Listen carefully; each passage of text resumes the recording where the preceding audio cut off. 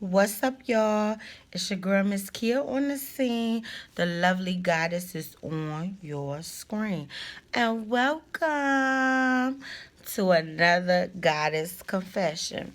Now, see, I know for a fact that I've been having a little bit of confessions, and I've been telling y'all a little bit of stories about my life. And, I've been talking to my friends because them two stories that I told y'all involve my friends. And so they said, Kia, why is you always telling stories about that include us? Why don't you tell one of your good stories that's all about you? So before I get into this good story that's all about me, make sure you hit the like button and make sure that you subscribe. And if you like it, share, share, share. So, oh my goodness. Now, let me tell y'all. Mm. Now this story is all about me, and y'all know, y'all, if y'all been following my channel and y'all been following my page, then y'all already know like how I feel about domestic violence. Oops, sorry. Let me give you a disclaimer. So today is Mother's Day, and I decided to spend Mother's Day by myself. But this story will tie all of me spending Mother's Day by myself. It'll tie it all in together. So, way back when, because y'all be looking at people, y'all, especially y'all young people, y'all look at people in their 30s and y'all be like, oh, you old, you old, you old. Ain't nobody old. But anyway, way back, long time ago, when I was 16, and y'all know that I talk about domestic violence a lot. And y'all know that that's like one of my things. You know what I'm saying? Because ultimately, at the end, I hate to sound like I'm talking around, but at the end of the day, domestic violence is real. And it's not just about a man beating a woman. Sometimes women beat men. And I've been in that situation before too. And I probably, yeah, I'm going to tell y'all about that too. But anyway, so this story, and one day my kids gonna watch this and see this because nah, it's on the internet for the world to see. But okay, so I'm enjoying my Mother's Day today, and I had to think long and hard about which story I would share with y'all. Okay, I'm gonna get to this in the end, but I'm here in a room with a hot tub by myself. Self care is the best care. Self love is the best love. But with that being said, so when I was 16, I thought I was so grown.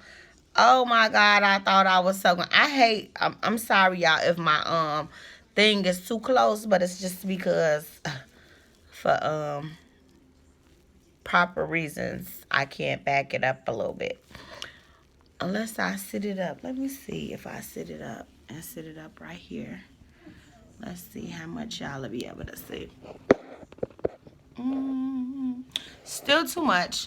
Okay, so, and I'm wetting up my ponytail. Hold on, wait a minute. I paid for this to get done. Shit. Okay, so this is the story. When I was 16, right, I was living in Minneapolis, Minnesota. So way back then, I was dating this guy, and he was like 22. Now, please don't ask me why I was a 16-year-old dating a 22-year-old. Don't ask me that, because if you my age, you know how I used to go back then. But yes, and so he was like kind of like a hot commodity. Like people knew him. Now I will never say his name because to this day I still love him, and I want the best for him, and I wish him well in spite of the story that I'm about to tell you. So fuck it, me and him and his friends, because when I used to date him, I used to always be with him and all his guy friends. So I would 9 times out of 10, I'd be one of like 2 or 3 girls, and it'd be like 6 or 7 guys. So, mm. And he had beef out here in these streets. So then one day we went to the Quest, okay? The Quest nightclub. It used to be jumping way back then. I used to get in. Now, mind you, this guy that was 22 that I was dating, he was the one like, okay, now we going to this club. You better walk up in here and act like you 18 and older, and act like you old enough to be in here. And then he the one that really started me wearing heels and makeup and all that, because like he wanted me to match his fly. But anyway, so bam, we in there, right? I'm knowing we in there with some niggas or some guys that he got beef with. They got smoke with. You know that gang stuff. I ain't gonna specify what gang and which gang and all that. I ain't even gonna do all that. But what I will say is that baby, listen, my nerves got bad. And I was always the driver. Like, I just always drove. So, because I had my license and I always drove and I was always responsible. I didn't do drugs. I didn't drink at that time, but I'm drinking now. But you know what I'm saying? So, I got nervous because they ran across another set of guys. I'm the only girl. And it's all them.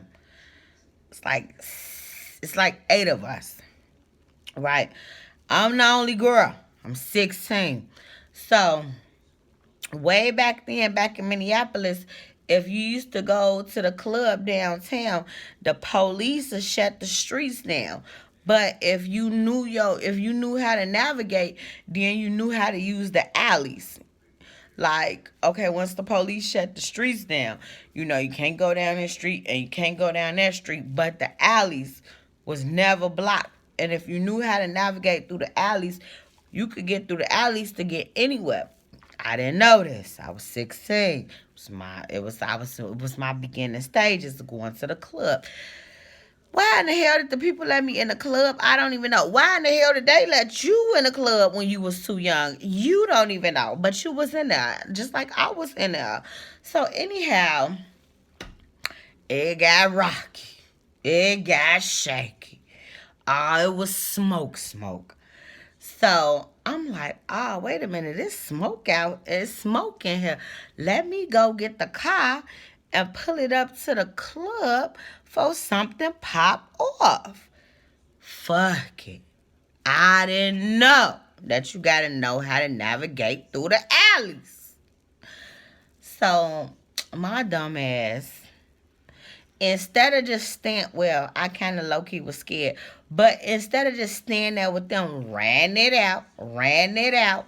You know what I'm saying? I leave thinking I really thought that I was doing something good. Like, I was like, okay, I'm going to go get the car. And then I'm going to, oh my God, this story is so good. So I'm like, I'm going to go get the car and pull up outside the club. And then I'm going to just be sitting out there and pick them up. So when they pull up, bam, they could just hop. When I pull up, they could just hop in the car. Oh my God, why did I think that? Because my little 16-year-old self didn't know that the police cut the streets off. And didn't know how to navigate through the alleys. He was calling me.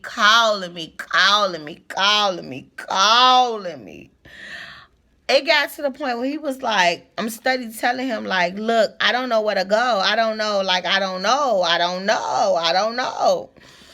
So, after so long of me trying to figure this out and figure that out, they ended up hopping in a car with some of their gas. And then, thank God didn't no smoke pop off that night.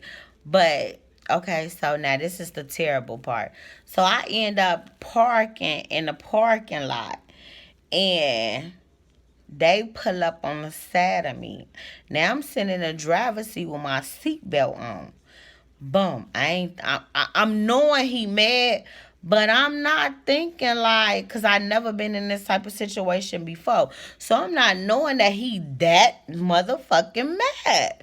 So motherfucking this motherfucker, when when they pull up on the side of me, he open the car door, hop out they car door, open my car door. Mind you, I'm still in my seatbelt. So he opened my car door, get the punching me. All in, like, mind you, I'm still. Now, imagine if you sitting in the driver's seat and you got your seatbelt on and somebody open a door and catch you completely off guard. He opened the door, punching me. Oh, all in my face. Boom. All like just punching me. I'm just going and going.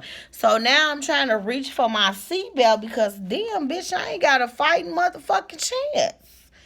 I'm locked in.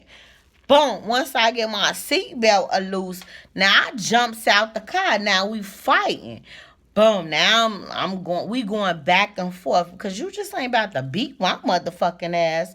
So motherfucking he get me on the ground. But before he got me on the ground, while we was still in the car, while I was still in the car attached to the seatbelt, he had a motherfucking damn, what's that car? I don't even know, but like you know, the older cars, like the middle part would go down and you could brush your elbow on. It was like not Velcro, but like not corduroy, but you know, I had them little lines on it. But he was stuffing my face into that and punching me and all that. So Ben, once I get out my seatbelt, I get out the car, we fighting, boom, boom, boom. I motherfucking fall on the ground. So when I fall on the ground, he hops in his car and drive off. And his motherfucking friends that brought him to meet me, they picked me up and put me in his motherfucking car. So my grandma, oh my God, God bless her soul. This is my first Mother's Day without my grandma. Oh my God, that's maybe why I'm telling this story. Why I felt the need to tell this story. So my grandma, I get dropped off at my grandma's house. Nope, I'm lying. I didn't get dropped off at my grandma's house. I got dropped off at the house that we used to hang out at. Now my best friend, Kata. Oh my God. My face, okay, first of all, my face, this side of my face, from being shoved down on the little, the elbow part had the lines of the material. So she was, when she saw me, she was like, bitch, what the fuck happened to your face? But this side of my face was swole from him hitting me. But she thought he stomped me. But whole time he didn't even stomp me. She was like, bitch, that look. She was like, girl, that look like a shoe print. I'm like, nah, that ain't no shoe print. I'm telling her the story. She didn't even believe me. She was like, no, you love him. You gonna defend him. You gonna take up for him. Bitch, let's go. So, and she is this cute chocolate, skinny as a toothpick little thing. Like, the most beautiful skin, the most beautiful hair, the most beautiful face. And she is the whole firecracker. Like, please don't ever fuck with her in life because she'll fuck you up. You will motherfucking, like, you will, let me stop cussing so much. You will misjudge her. She don't play no games. So, I'm sorry if I'm getting close to that being, the soap is getting lower. But anyway, so she was like, girl. So I went, I'm not going to tell y'all the addresses, but the place was, okay, so after he did all that and his friends them picked me up, his friends them only knew that one address for me, not my mama address, not my grandma address, not nobody else address. They only knew the address where I used to hang out at. So motherfucking they pulled up to that address. I'm crying, scared, all that. And they just pushed me out the car like, all right, bitch, get out. So then motherfucking when that happened and I go in the house, that's when she was in there, Keita. So motherfucking, they like, Keita like, what? And then there was a whole bunch of guys in it. Everybody was mad. Everybody wanted to snap at him. So Keita was so angry. She was so angry, so mad, so upset, so pissed the fuck off that she was like, we about to walk. I should probably turn this way because then I know. No, I'm gonna keep it this way. So she was like, girl, we about to walk to your grandma's house. Girl, we walked to my grandma's house. Then we once we got there, she got to telling them. I was embarrassed. I was scared. I was embarrassed. I didn't want nobody to know nothing, but like looking at my face, it's like, how could you not, like, you can't hide that. So I was mad with him. I was upset with him.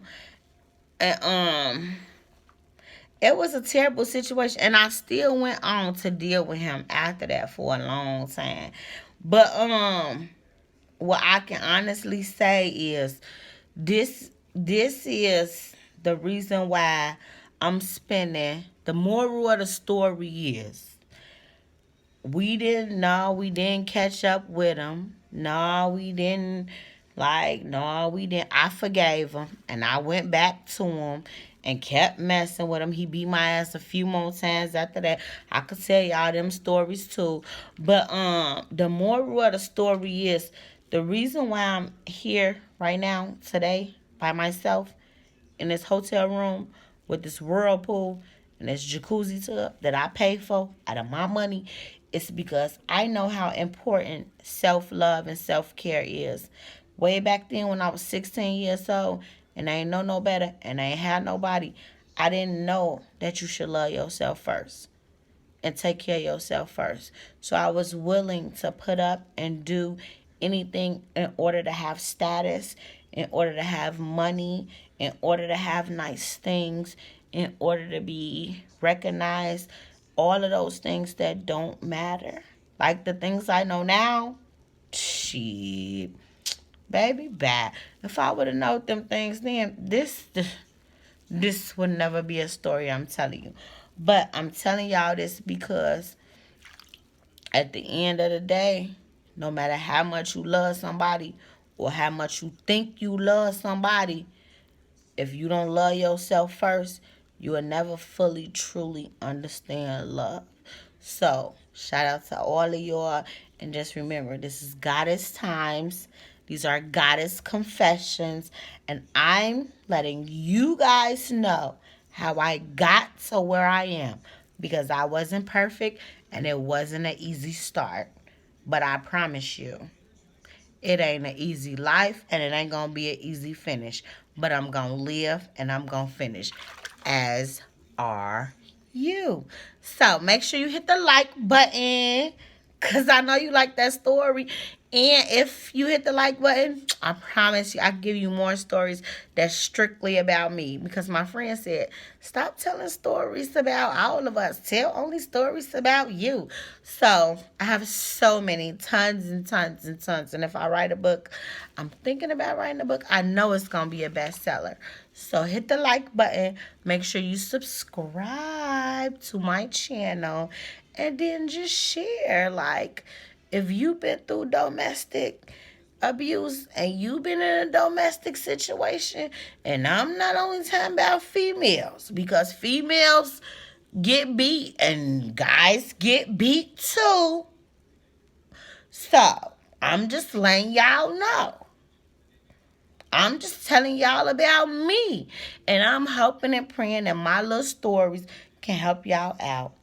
So, I love y'all.